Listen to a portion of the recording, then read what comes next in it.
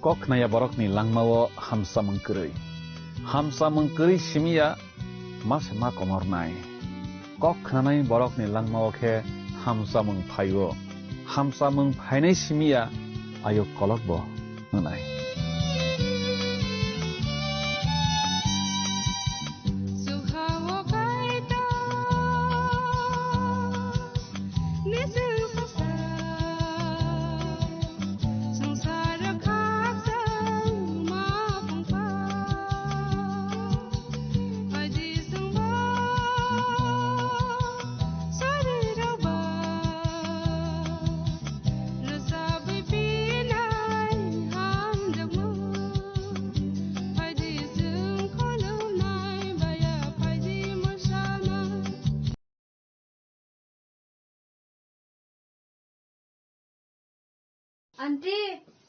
Auntie, matagadi auntie. Among papa, ani lama belai no zungjalo kalaisa salbru na teko mani tongo. Awan nanti nang kaitan tongo hindi jeng suriyane.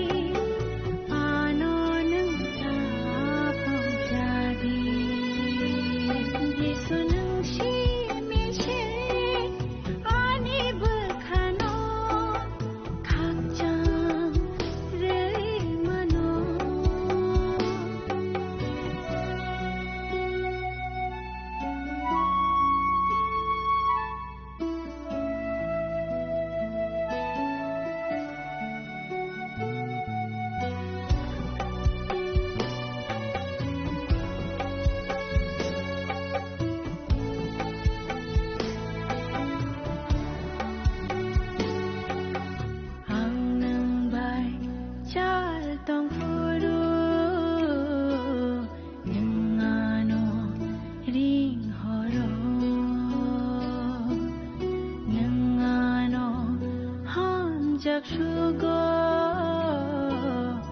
ani bagi wan sugo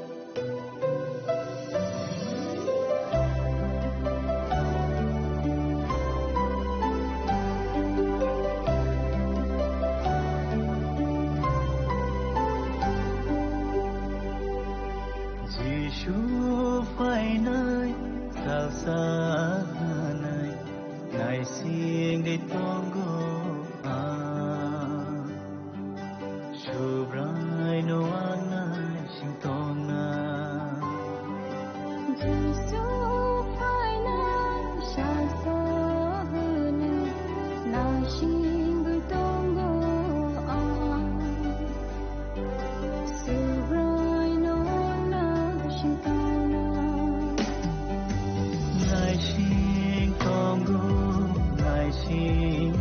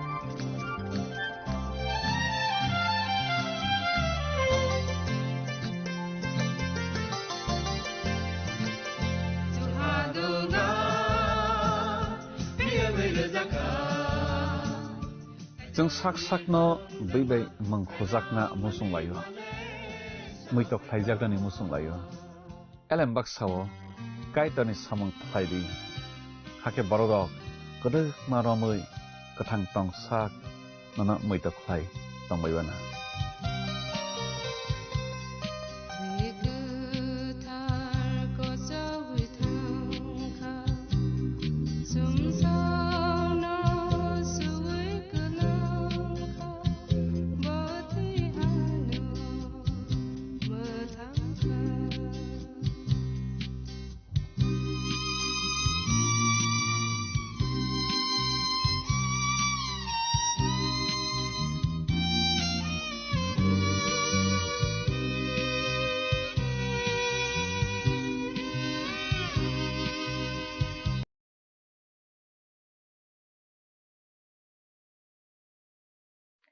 নমস্কার দর্শক বন্ধুরা, জীবনবাণী অনুষ্ঠানে আপনাকে স্বাগত জানাই। ঈশ্বরকে ধন্যবাদ দিয়েছে এই অনুষ্ঠানের মাধ্যমে তার জীবনদায়ী বাক্য আপনাদের সাথে ভাগ করে নেবার সুযোগ করে দিয়েছেন। আমি বিশ্বাস করি প্রভুর বাক্য আজও আপনাকে আমাকে উদ্দীপ্ত করছে এবং আপনি জীবনে চলার পথে নতুন দিশা খুঁজে পেয়েছেন। আসুন না এখন আমরা প্রার্থনা সহকারে তার জীবনদায়ী বাক্য শ্রবণ করি।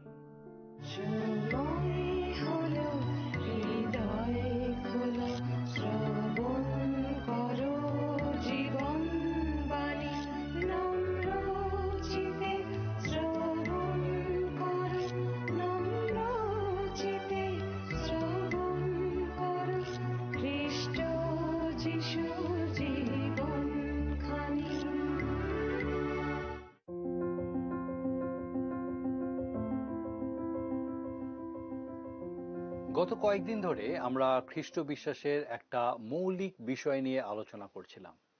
জীবিত ও মৃত সকল বিশ্বাসীর ঊর্ধ্ব আকাশে খ্রিস্টের সহিত মিলিত হওয়া, যাকে ইংরেজিতে র্যাপচার বলা হয়, এবং এই জগতে নিজ রাজ্য স্থাপনের জন্য প্রভু যিশুর দ্বিতীয় আগমন।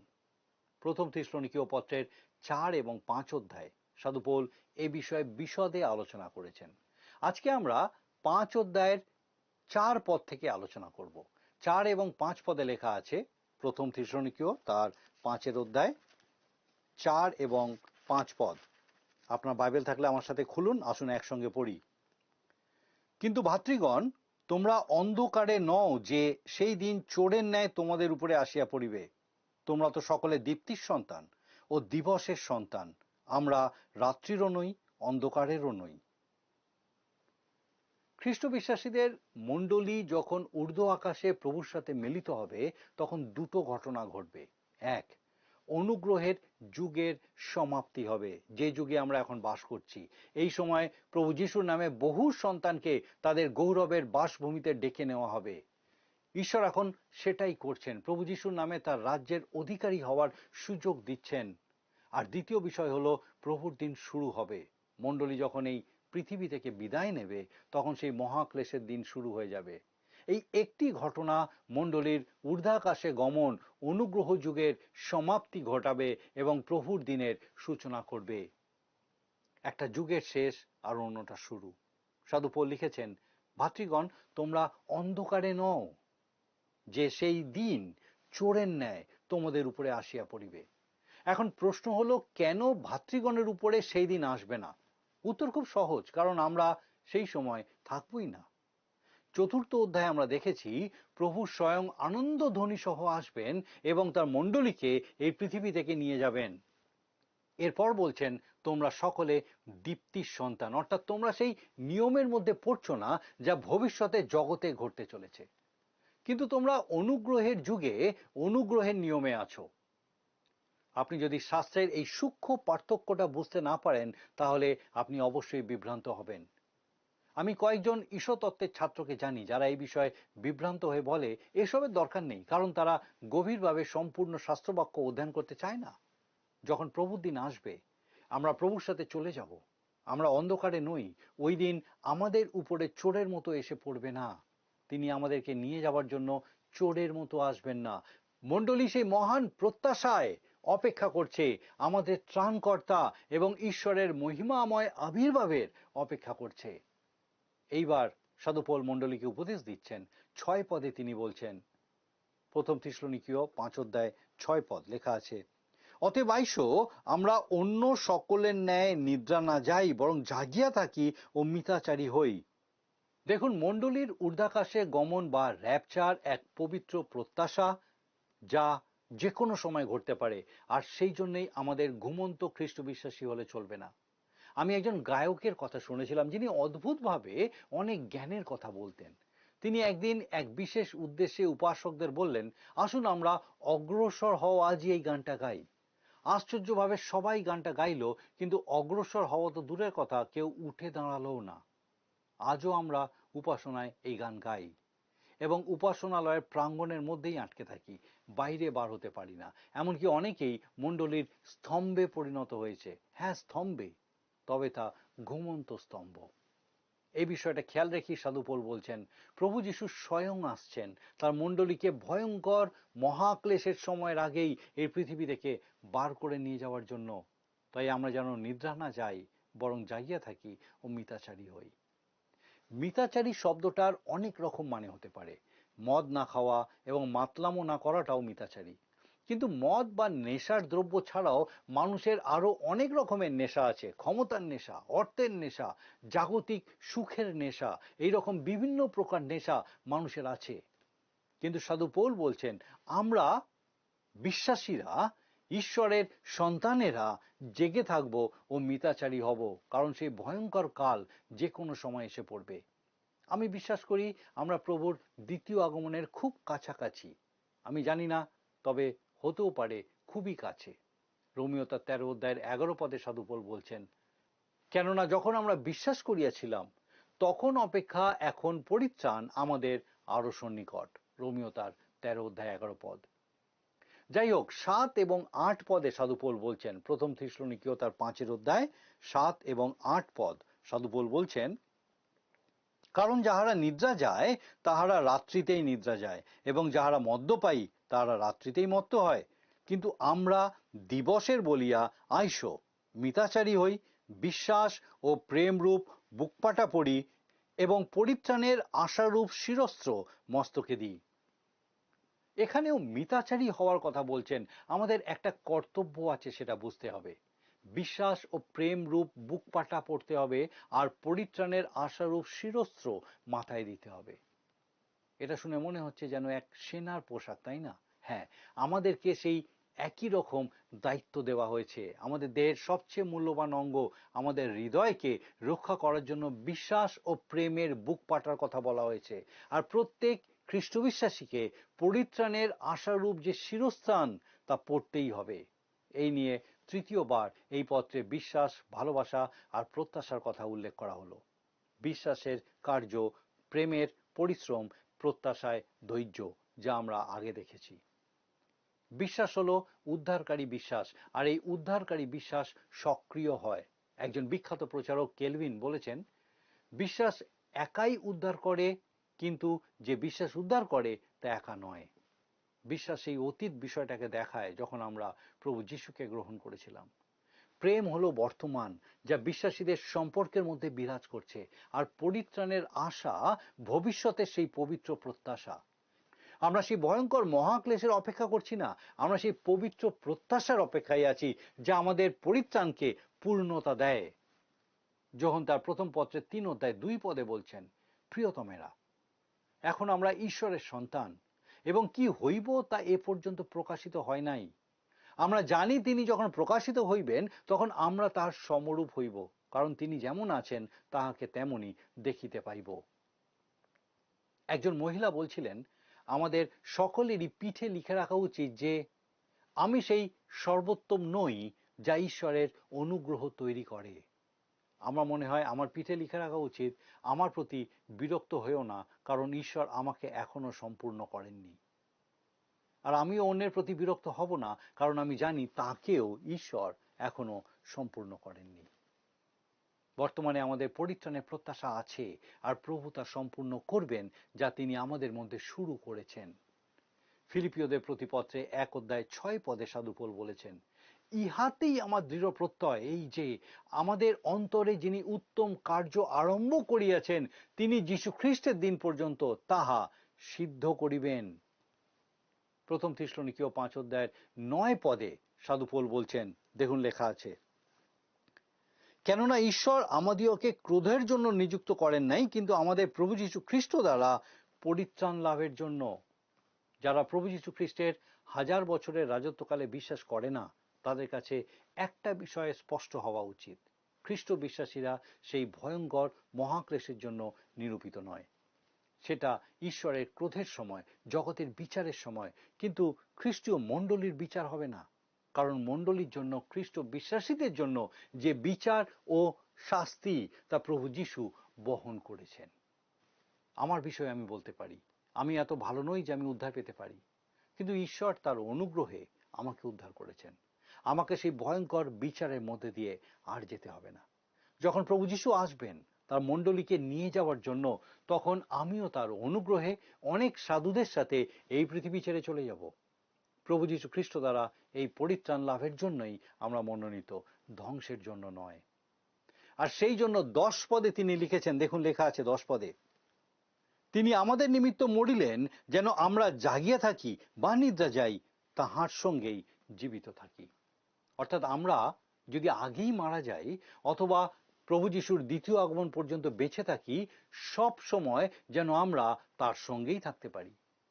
মণ্ডলীর বেশিরভাগই মৃত্যুরূপ দরজা দিয়ে আগেই চলে গেছে। একবার ভেবে দেখুন কি ভয়ঙ্কর এবং সুন্দর শুভযাত্রা হবে, যার আগে থাকবে স্তিফান, সমস্ত শিষ্যবর্গ, সকল সাক্ষ্যমর, খ্রিস্টের নিদ্রিত লক্ষ লক্ষ বিশ্বাসী, আর তখন যারা জীবিত থাকবে সেই বিশ্বাসীরা থাকবে একদম পিছনে। ঈশ্বরকে ধন্যবাদ দিই যে তার অনুগ্রহে আমরাও সেই দলে থাকব। এখন গুরুত্বপূর্ণ বিষয় হলো, এই সত্য জানার পর আমাদের কি করণীয়। তাই পরের পদে সাধু পৌল বলছেন, 11 পদ, দেখুন লেখা আছে, অতএব যেমন তোমরা করিয়াও থাকো তেমনি তোমরা পরস্পরকে আশ্বাস দাও এবং একজন অন্যজনকে গাঁথিয়া তোলো। এবারে আমরা খ্রিস্ট বিশ্বাসীদের জন্য একটা লম্বা আচরণের তালিকা দেখব, যেখানে 22টা আজ্ঞা বা আদেশ দেওয়া আছে। উদ্ধার পাওয়া পর্যন্ত ঈশ্বর আমাদেরকে ক্রুশের সামনেই রেখেছেন। তখন তিনি শুধু একটা প্রশ্নই করেন, আমার পুত্র যে তোমাদের জন্য প্রাণ উৎসর্গ করলো, তাকে নিয়ে তোমরা কি করবে? কিন্তু যখনই আমরা প্রভু যীশুকে ত্রাণকর্তা বলে স্বীকার করি, তখন তিনি আমাদের জীবন সম্বন্ধে কথা বলেন। একজন ঈশ্বরের সন্তানের সামনে জীবনে চলার পথ ওই 10 আজ্ঞা নয়, সে তার অনেক উপরে, তাকে অনেক উচ্চ মার্গে চলতে হবে। এই অংশে উল্লিখিত বিভিন্ন আদেশগুলি সেই পথ নির্দেশ করে। এই আদেশগুলি অনেক বাস্তব, যা আমাদের দৈনন্দিন জীবনের সাথেও ওতপ্রোতভাবে জড়িত। খ্রিস্টের দ্বিতীয় আগমনের অপেক্ষায় থাকা খুবই গৌরবের বিষয়, কিন্তু যেটা সব থেকে গুরুত্বপূর্ণ বিষয় হলো, তা হলো এই জগতে আমাদের চলাফেরা, ঘরে কিংবা অফিসে, স্কুল কলেজে, বাসে ট্রামে, হাটে বাজারে আমাদের আচরণ কিরকম হওয়া উচিত। প্রভু যীশু বলেছেন, তোমরা যদি আমাকে প্রেম করো তবে আমার আজ্ঞা সকল পালন করিবে। যোহন তার 14:15 পদ। অনেকেই প্রভুর আজ্ঞাগুলি শুনতেই পায় না। এই আজ্ঞাগুলি সেনাবাহিনীর আদেশের মতো ছোট এবং স্পষ্ট। 8 পদে আমাদেরকে মিথ্যাচারী হতে এবং যুদ্ধের সাজ পোশাক পরতে বলা হয়েছে। যে আদেশগুলি এখানে দেওয়া হয়েছে সেগুলি কোনোটাই পৃথক পৃথক আদেশ নয়, সবগুলোই পরস্পরের সাথে সম্পর্কিত। 5:11 পদে আমরা পড়েছি, লেখা আছে, অতএব যেমন তোমরাও করিয়া থাকো তেমনি তোমরা পরস্পরকে আশ্বাস দাও এবং একজন অন্যকে গাঁথিয়া তোলো। প্রথম আদেশ হলো পরস্পরকে আশ্বাস দেওয়া, অর্থাৎ একে অন্যকে বিশ্বাসে উৎসাহিত করা। আর দ্বিতীয় আদেশ হলো অন্যকে গেঁথে তোলা। সাধু পৌল বলছেন, থিসলনিকিয়ের বিশ্বাসীরা এগুলো করত। গেঁথে তোলা মানে একে অন্যকে বেড়ে উঠতে সাহায্য করা। আমরা সবাই দলবদ্ধ হয়ে পরস্পরকে ঈশ্বরের বাক্যে বৃদ্ধি পেতে সাহায্য করব। এখন আমরা 12 এবং 13 পদ আসুন একসঙ্গে পাঠ করব। প্রথম থিসলনিকীয় 5:12 এবং 13 পদ আসুন একসঙ্গে পাঠ করি। কিন্তু হে ভাতৃগণ, আমরা তোমাদিওকে নিবেদন করিতেছি যাহারা তোমাদের মধ্যে পরিশ্রম করেন ও প্রভুতে তোমাদের উপরে নিযুক্ত আছেন এবং তোমাদিওকে চেতনা দেন, তাহাদিওকে চিনিয়া লও, আর তাহাদের কর্মপ্রযুক্ত তাহাদিওকে প্রেমে অতিশয় সমাদর করো। এখানে তিনটি আদেশ একসাথে দেওয়া হয়েছে। যারা ঈশ্বরের বাক্য শিক্ষা দেয় তাদেরকে চিনে নিতে হবে, অর্থাৎ আমাদেরকে আলাদা করে বুঝতে হবে, তাদেরকে আলাদা করে বুঝতে হবে। সাধু পৌল যখন এই চিঠি লিখেছিলেন তখন সেখানকার পারিপার্শ্বিক অবস্থার বিষয় তার মাথায় ছিল। তিনি অল্প কিছুদিন সেখানে ছিলেন, খ্রিস্টের জন্য তাদেরকে জয় করেছিলেন, সম্পূর্ণ নতুন একটা মণ্ডলী শুরু হয়েছিল। তার আগে সেখানে কোনো বিশ্বাসী ছিল না। তাই সেই মণ্ডলীর সকলেই একসাথেই প্রভুতে এসেছিলেন। প্রভুতে আসার পর তারা অনেকেই ভিন্ন ভিন্ন বরদান লাভ করেছিলেন। কাউকে কাউকে শিক্ষাদানের গুণ, কাউকে কাউকে প্রচার করার গুণ, আবার কাউকে সেবা করার গুণ দেওয়া হয়েছিল। আর মণ্ডলীকে গেঁথে তোলার জন্য বিশ্বাসীদের উচিত এই সমস্ত গুণগুলোর পরিচর্যা করা, অনুশীলন করা, অর্থাৎ ব্যবহার করা। আমার মনে হয় যেহেতু ওই বিশ্বাসীরা সকলে একসাথে খ্রিস্টের সান্নিধ্যে এসেছিলেন, তাই তারা হয়তো কারোর বিষয়ে ভাবতে পারে আমরা তো একসাথেই খ্রিস্টে বিশ্বাসী হয়েছি, তাহলে ও কোথা থেকে বেশি জানলো যে আমাদেরকে শিক্ষা দেবে। তাই সাধু পৌল বলছেন কাউকে কাউকে বিশেষ বিশেষ গুণ দেওয়া হয়েছে, অন্যদের উচিত তাদের সম্মান করা, তাদের উপদেশ শোনা। বেশিরভাগ মণ্ডলীতেই যারা বাইবেল শিক্ষা দিয়ে থাকেন তাদের কথা লোকে শুনতে চায় না। তারা বলে যে বাইবেল ঈশ্বরের বাক্য, আর তাই তারা বাইবেলের কথায় বিশ্বাস করে। তাহলে মণ্ডলীতে যারা শিক্ষা দেয় তাদের উপদেশ শোনার কথা যে বলা আছে, তারা সেটার বাধ্য হয় না কেন? একজন বলতেই পারে যে সে বাইবেল দেখেছে কিন্তু তার ভিতরে কি আছে সে জানে না। কিন্তু যখন কেউ জানতে পারে ভিতরে কি আছে, তখন সে সেটা বিশ্বাস করবে। আর যদি কেউ বলে বাইবেলে যা লেখা আছে সে বিশ্বাস করে কিন্তু সেগুলো মেনে চলে না, তাহলে সেটা ভণ্ডামি। যদি কেউ বিশ্বাস করে বাইবেল ঈশ্বরের বাক্য, তাহলে সেখানে কি লেখা আছে তা জানতে সে বাধ্য।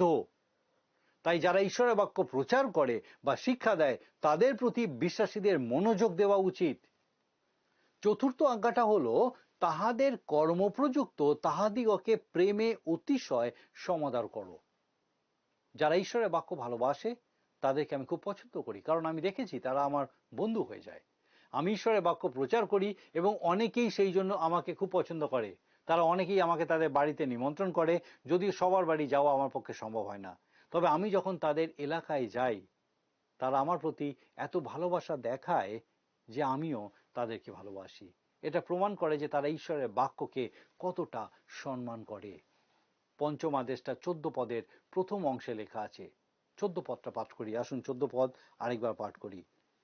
আপনাদের মধ্যে ঐক্য রাখো, আর হে ভাতৃগণ, আমরা তোমাদিওকে বিনয় করিতেছি, যাহারা অনিয়মিত রূপে চলে তাহাদিওকে চেতনা দাও, ক্ষীণ সাহস দিওকে সান্ত্বনা করো, দুর্বল দিকে সাহায্য করো, সকলের প্রতি দীর্ঘ সহিষ্ণু হও।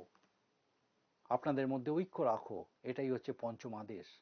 যে কোনো প্রতিষ্ঠান সুষ্ঠুভাবে পরিচালিত হওয়ার জন্য একজন যোগ্যতা সম্পন্ন কর্তা ব্যক্তির প্রয়োজন, যার হাতে কর্তৃত্ব থাকে। ঠিক তেমনি মণ্ডলী সুষ্ঠুভাবে পরিচালিত হওয়ার জন্য একজন নেতার দরকার। সবাই মিলে একসাথে মণ্ডলী চালানো যায় না। বাংলা ভাষায় একটা প্রবাদ আছে, অতি সন্ন্যাসীতে গাজন নষ্ট। যদি সবাই নিজ নিজ ইচ্ছা মতো মণ্ডলী চালাতে চায় তাহলে আর যাই হোক মণ্ডলীতে সমন্বয় আর শান্তির অভাব অবশ্যই ঘটবে। সেই জন্য একজন উপযুক্ত নেতৃত্বের প্রয়োজন আছে, যাকে সবাই মেনে চলবে। তাহলে এই মণ্ডলীতে নিজেদের মধ্যে ঐক্য থাকবে। বাকি আদেশগুলো আমরা আমাদের পরের অনুষ্ঠানে আলোচনা করব। এখন আমরা প্রথম থেসলোনিকীয় পত্রের 5 অধ্যায়ের 3 থেকে 13 পদ পর্যন্ত আলোচনা করলাম। আমরা দেখেছি যে আমরা এখন অনুগ্রহের যুগে বাস করছি। ঈশ্বর এখনো আমাদেরকে সুযোগ দিয়ে চলেছেন, কিন্তু প্রভু যিশুর দ্বিতীয় আগমনের সাথে সাথে এই যুগের শেষ হবে, আর প্রভুর দিন অর্থাৎ সেই ভয়ঙ্কর মহাক্লেশের যুগ শুরু হবে, যা 1000 বছর যাবৎ চলবে। প্রভু যিশুর আগমনের সাথে সাথে সমস্ত বিশ্বাসীকে ঊর্ধ্বাকাশে তুলে নেওয়া হবে, যাকে ইংরেজিতে আমরা র্যাপচার বলি। তাই বিশ্বাসীরা সেই ভয়ঙ্কর অন্ধকার যুগে প্রবেশ করবে না। প্রভু তাদেরকে উদ্ধার করেছেন, তাই বলে বিশ্বাসীদের নিদ্রা গেলে চলবে না। তাদেরকে জেগে থাকতে হবে এবং বিশ্বাস ও প্রেমের বুকপাটা পরিধান করতে হবে, মাথায় পরিত্রাণের শিরস্থান দিতে হবে। আর এই যুদ্ধসজ্জা পরে বসে থাকলে হবে না, আমাদেরকে তার আদেশ মেনে এগিয়ে চলতে হবে। আর সেই আদেশগুলোর 5টা আজকে আমরা আলোচনা করলাম। পরস্পরকে আশ্বাস দেওয়া, একে অন্যকে গেঁথে তোলা, যারা প্রভুর বাক্য শিক্ষা দেয় তাদেরকে চিনে নেওয়া, তাদেরকে অতিশয় সমাদর করা এবং নিজেদের মধ্যে ঐক্য রাখা। বাকি 17টা আদেশ আমরা আগামী দিন আলোচনা করব। আপনাকে অনেক ধন্যবাদ, এতক্ষণ আপনি আমাদের সঙ্গে উপস্থিত ছিলেন, ঈশ্বরের বাক্যের এই আলোচনায় অংশগ্রহণ করেছেন। আসুন প্রার্থনা করি। করুণাময় পিতা, তোমার ধন্যবাদ করি ও প্রভু তোমার পবিত্র পরাক্রমে, তোমার মহা অনুগ্রহে পিতা, তোমার জীবন্ত বাক্য আমাদের সেই পথ দেখায় যে পথে তুমি আমাদেরকে নিয়ে চলতে চাও। ধন্যবাদ দিই আমাদের প্রত্যেক দর্শক বন্ধুর জন্য যে তুমি আরেকবার পিতা সে প্রত্যেককে নতুনভাবে তোমার জীবন্ত বাক্যে উৎসাহিত উজ্জীবিত হতে সাহায্য করলে, নবায়িত করলে। প্রভু তোমার পবিত্র পরাক্রমে সেই প্রত্যেককে পিতাগো বাক্য অনুযায়ী চলতে সাহায্য করো। যে সমস্ত নীতি আদর্শের কথা পিতাগো তুমি দেখাতে চাও, জানাতে চাও, সে প্রত্যেকটা বিষয় তাদের জীবনে পিতাগো সুনির্দিষ্টভাবে মেনে চলতে তুমি সাহায্য করো। সেই সঙ্গে পিতাগো আমাদের সে প্রত্যেক দর্শক বন্ধু, তাদের পরিবার পরিজন প্রত্যেককে তোমার চরণে সমর্পণ করি। তোমার পবিত্র পরাক্রমে প্রত্যেককে তোমার আশীর্বাদে পূর্ণ করো।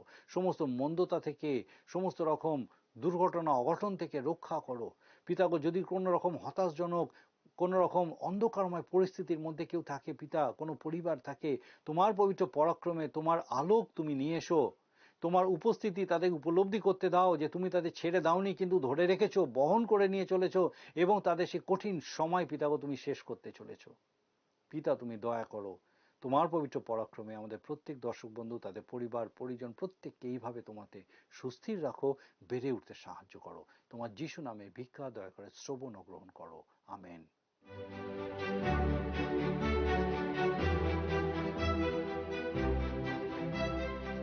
প্রিয় দর্শক বন্ধুরা, আপনাদের কাছে আমার বিশেষ অনুরোধ, এই অনুষ্ঠান কেমন লাগছে তা আমাদেরকে অবশ্যই জানাবেন।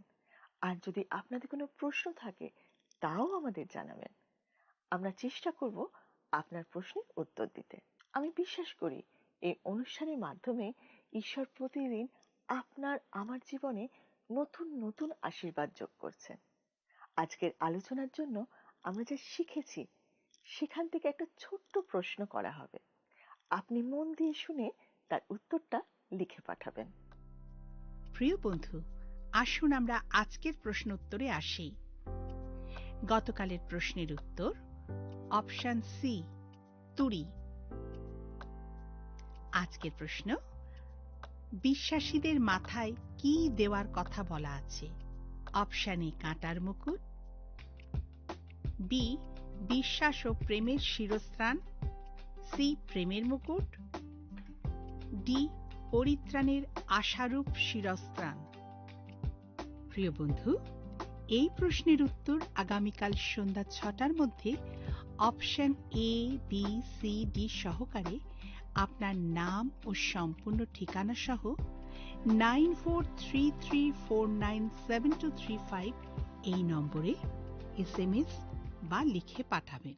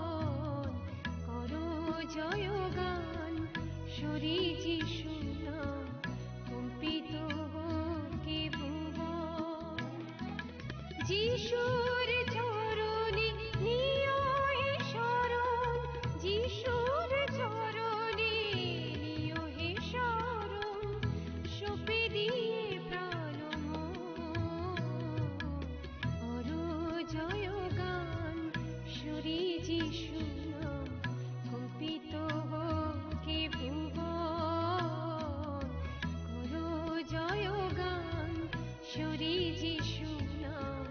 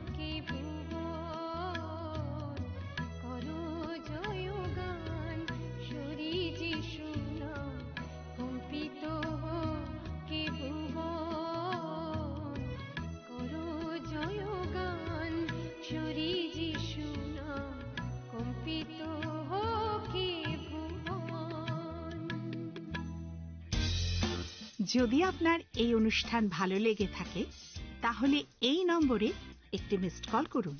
তাহলে আপনি পরের বারের বিজয়ী হতে পারেন।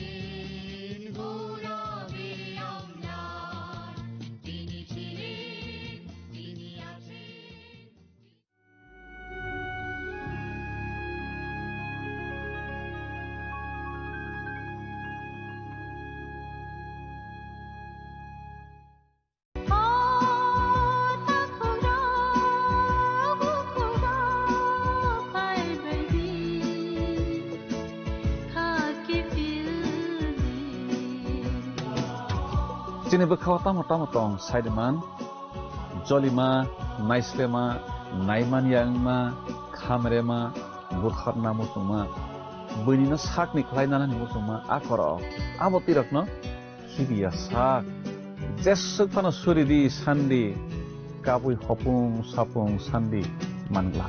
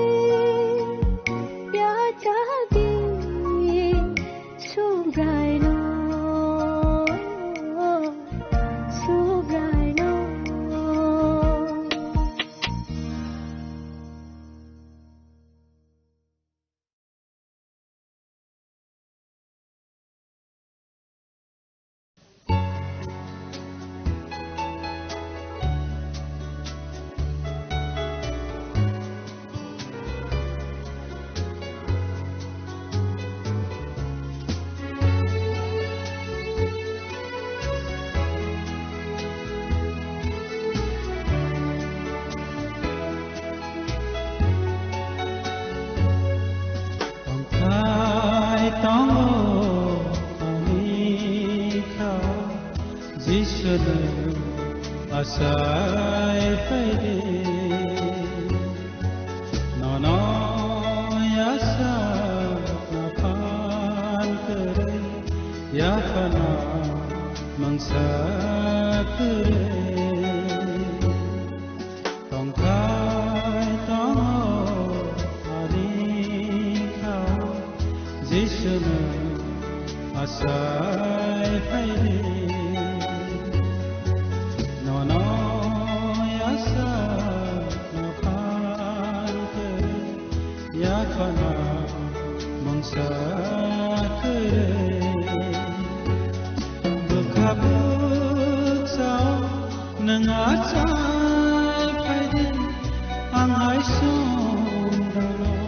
nang khosa paide mani sathiya ngaino ani khap singo nang tongkai jade tongkai to ani kha jishna asai paide